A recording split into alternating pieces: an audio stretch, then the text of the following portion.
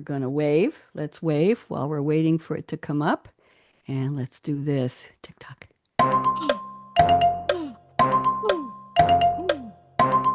Waiting, waiting. Okay, they're all streaming, and now it's time for the show. Dance with me, Karen.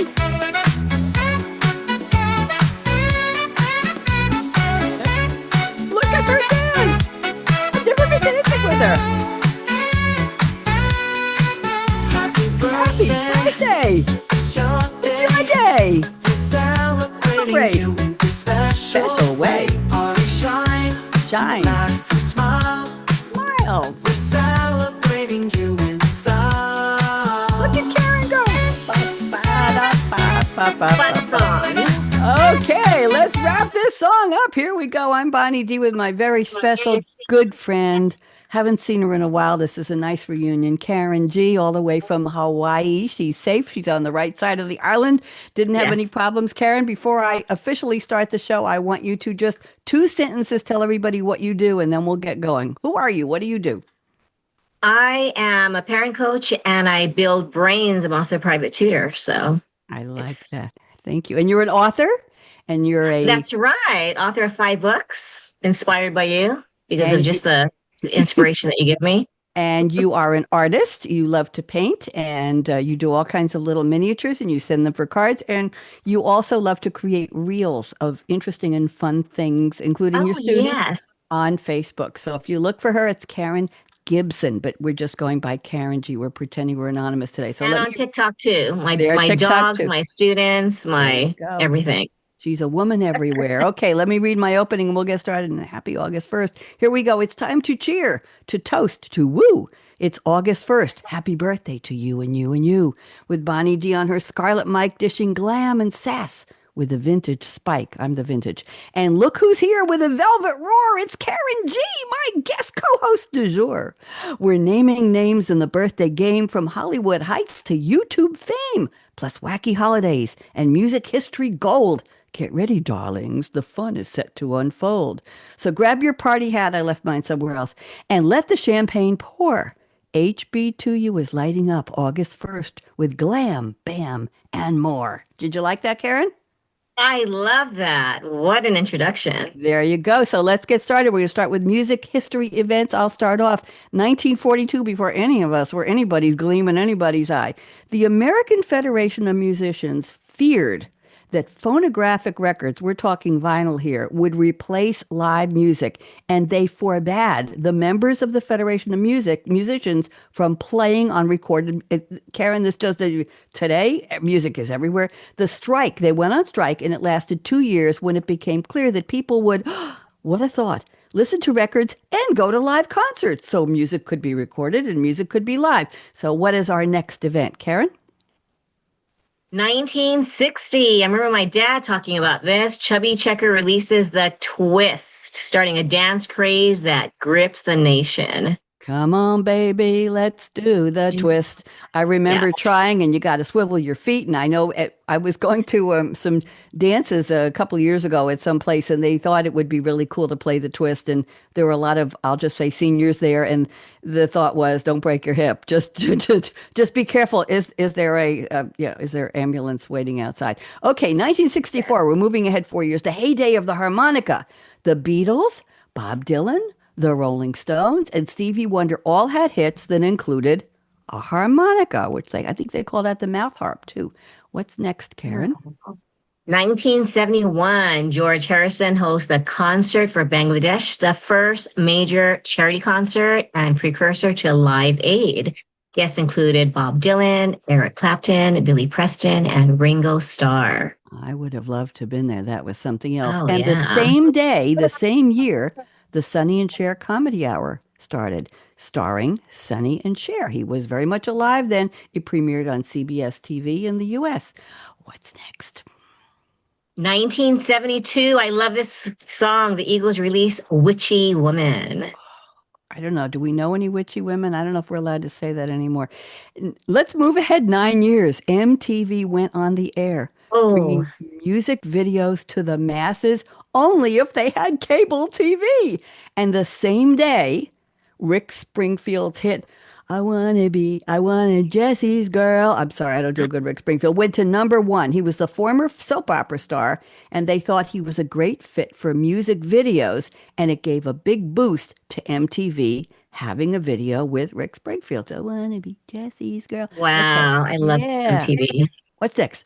1987, MTV Europe debuts the first video. Oh, I remember this. Straits, Money for Nothing, a song where Sting proclaims, I want my MTV. Remember that? I want my MTV. I remember, and I remember the lyrics for Money for Nothing, and I'm not going to sing them here.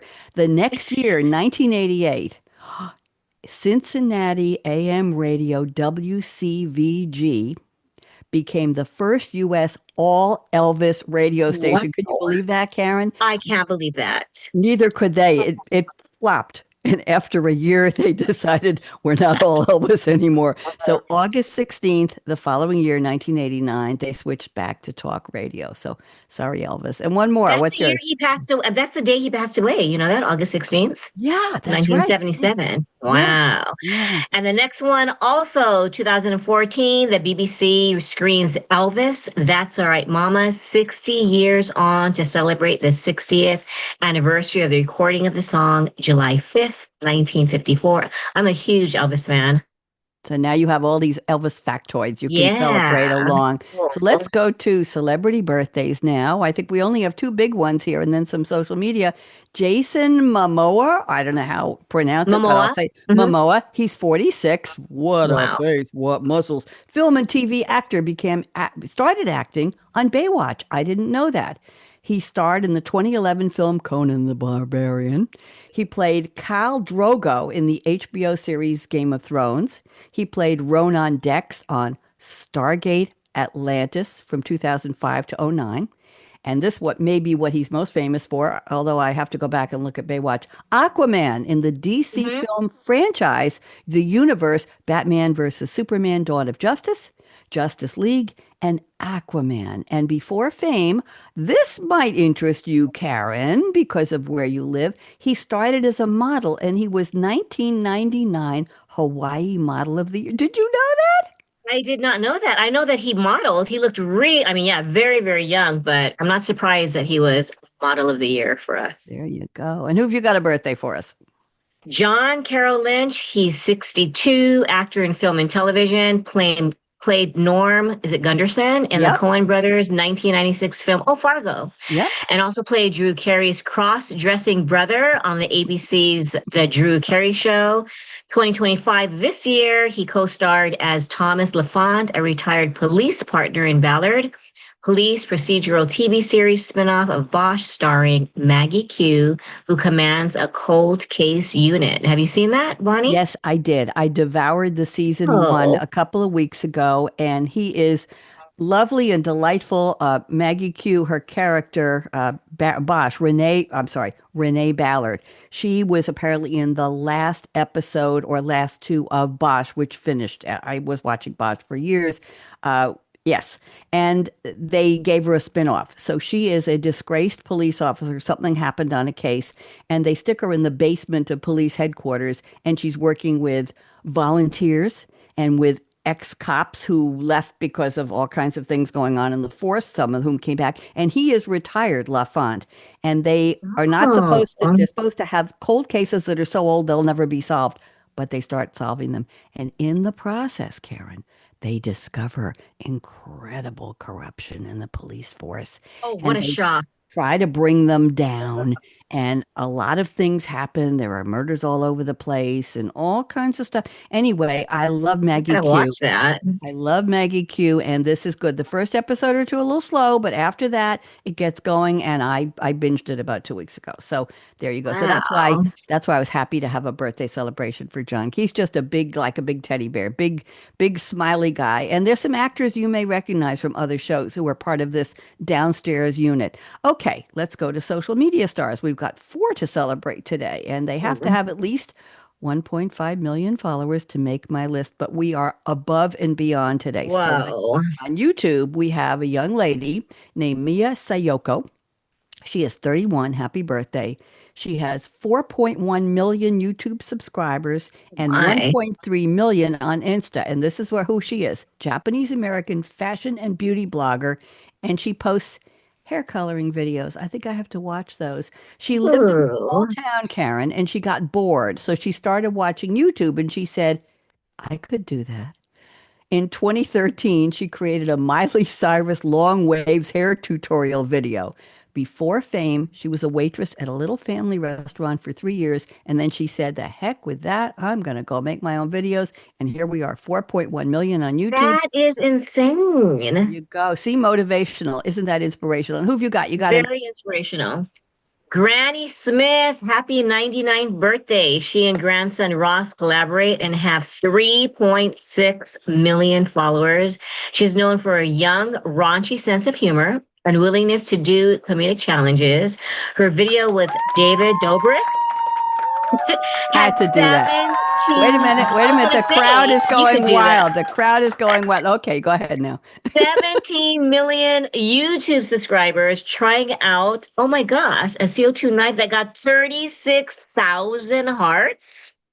And I Granny, want to see that now. I do too. And Granny Smith is also the name of an apple. So you I go was to the going to store. say, I thought it was, I was thinking of an apple. 99 and she must have a very special grandson to do that with her and apparently she's quite a saucy dame. Okay, we Ooh. know what that means. So happy birthday, Granny Smith, 99. I don't have her full real name here, but oh my goodness gracious. So let's go to TikTok. We have a young man, very young, Nicholas Storniolo. He is 22. Happy Wow. birthday. And get this. Not only does he have 7 million plus followers on TikTok, Karen, he has 193 million likes. Can you even? Can, I can, can't even. can't even. We could try to count that high, but no. He creates a series called Nick Tries Things. These are videos where he's tasting foods and he new food and he collaborates with other influencers. He uses songs by artists like Ariana Grande and Maroon 5 in his videos. I guess you're Hmm. allowed to. And he is part of the Sterniolo triplets account. He has two brothers. I don't think they're real triplets, but there you go. Interesting. Happy birthday, Nick. Okay, I wonder what kind of food he's tasting today. We got to go find out. And we have one Yeah, we more have to find social him. star. Who have you got? Happy 29th birthday, Nando. 20 million YouTube subscribers, 12 million on TikTok, and 2.9 million on Instagram. A Venezuelan creator who plays practical jokes on friends, girlfriends, and exes. And he's doing that. Well, I'm in shock. 20 Well, million for practical jokes. what I've noticed, Karen, is that a lot of these people are on multiple platforms. He's on YouTube. He's Yeah, got a strong following on TikTok, not as much on Insta, but he is posting on all three platforms. And I see this every time I do this show. I see people, so they're not just a one channel. So there you go. yeah. Well, happy birthday to all of them. Mia at 31, Granny at 99, Nick at 22, and Nando at 29. And let's go to some wacky holidays and then we'll be done. So it's homemade pie day. Ooh. Interesting. We're going to take turns reading these bullets. In Great Britain, which we know is the UK, pies were referred to as, this is scary, Karen, It is. coffins. Coffins, Coffyns, and they were used as a covering to preserve meat because on very long sea voyages, you couldn't Mm. get fresh meat like that. There's a cow on the bow of the schooner or something like that. So they covered them, which was a pie, which was a coffin. Doesn't sound like it was very fresh. What have you got next? Medieval cooks try to outdo each other's pie presentation, so it's a contest of some kind. At grand banquets, pies were the food table centerpiece, and the cases were removed to reveal the fillings underneath. Sometimes live actors, oh my gosh, or musicians burst out of pies as a surprise. That's a mighty big pie. Like, yeah, so much for the birthday cake with the girl coming out of it that we all know about. That's interesting. But can you imagine? A lot of pies are made so that the crust is the point of beauty before you eat it, right? They have beautiful, Right. the way they create the crust and the ripples on the edge and they're just beautiful to look at. So they just took off the top and said, let's see what's inside. Okay, this is another I can't century. imagine ruining that crust. That's I my can't favorite part. either, although we don't know what kind of tools they had, but they probably crimped it by finger. That's true. Until the 15th century, pies usually only contained meat or fish, but one day they decided we could put some fruit and custard in there. So there. So let's Mm. go into a little more history. You do the next one. Ancient roots, the earliest pies dating back to ancient Egypt. Wow, 9500 BCE were simple affairs made with ground grains and filled with ingredients like honey, nuts, and meat, according to the Cold Hollow Cider Mill. Well, that sounds an interesting pie. Doesn't it? And the Greeks refined it by making the pastry flakier. Okay. Ooh. Go ahead. We have Roman influence. The Romans, influenced by the Greeks, are believed to have created pies with bottom and top crust. The only way to go, right? Yeah. First century AD, the Roman cookbook Piccius Uh, contains similar recipes. Oh, to pie cases. yeah. Apicius, I think it was. Apicius. Apicius. Yeah. I'll have a piece. Interesting. Karen, I'll have a Apicius of that pie. Looks pretty good. In medieval, we're back to medieval. Medieval egg. All right, I repeated that. That one doesn't belong in there. Let's go to the 14th century. Okay. The first written reference to pie is in the Oxford English Wow. Dictionary. And then I'll do the next one. In the 16th century, moving ahead, fruit pies became popular. And guess who loved a cherry pie? Que- Wow. Queen Queen Elizabeth the Elizabeth. First. There you go. And you do the next one. And then we have Americanization. Pies traveled to America with the Pilgrims, where they adapted recipes using local ingredients like pumpkins, berries, and other fruits. That's when pies became pies. That is, and it evolved into dessert in the 18th and 19th century. They became popular where they sweetened the fillings, and people had baking competitions. My pie's prettier than yours, and my pumpkins taste better than Yeah. your blueberries. I can see that. What happened in 1902, Karen? Ooh, an article in the New York Times states pie is the food of the heroic. Wow. I want to eat pie today. Read the next one. Go ahead. The next one's for you. Oh, as American as apple pie, the phrase reflects the deep rooted connection between pie and American culture. Soldiers going to World War II say they were going, oh, for mom and apple pie. I've heard that. And today is also National Raspberry Cream Pie Day. In 1850, somebody in Indiana, I don't know who they're, where they were or why, they created the sugar cream pie. And in 1976, which is 50 years ago, the Hoosier Cookbook published a sugar cream pie recipe. So that's it for Homemade Pie Day. And you have a holiday for us. What are we going to do with you? The National Water Balloon Day, 1824. Oh, an exciting day. Michael Faraday invents the first rubber balloon. 1950, we have a British inventor named Edgar Ellington who wanted to treat trench foot. I had to look this up, Karen. What? It's called immersion foot. It's a painful condition when your feet are have prolonged exposure to coldness and wetness. He filled up a latex sock with water, but it started to leak. So he said, "What the heck?" And he threw the damn thing against the Oh table my and it gosh. exploded. And he said, "Oh, I think kids should play with this." So he started to market it as a toy in 1950. And the rest is history. Wow, we have to thank him then for all the water balloon fights. There you go. What's the next one?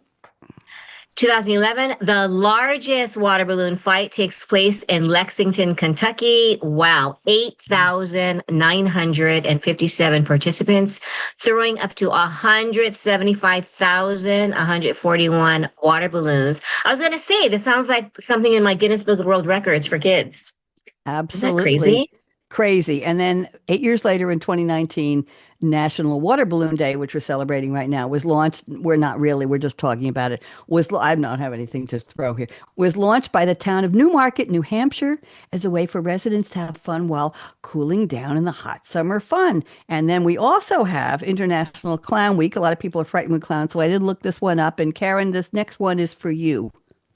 I was going to say, when I saw that, I'm like, wow, I just love American Artist Appreciation Month. I'll do a Instagram post on that or at least a Facebook story. I think I think we so. should, yeah. I think Wow, I that think was we should. fun. I'm glad. So let's put on the music. I want to thank you for doing this with me. It was a lot of fun. Let's get the sound up here. We're going to wave goodbye in just a second. So here we go. I told you, in and out. My disco days are coming back.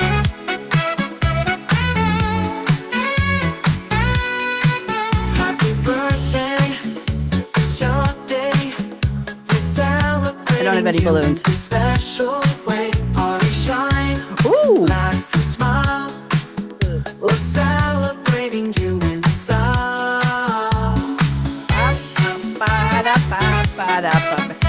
All of you August babies, let us know when. Happy You want to come birthday. co-host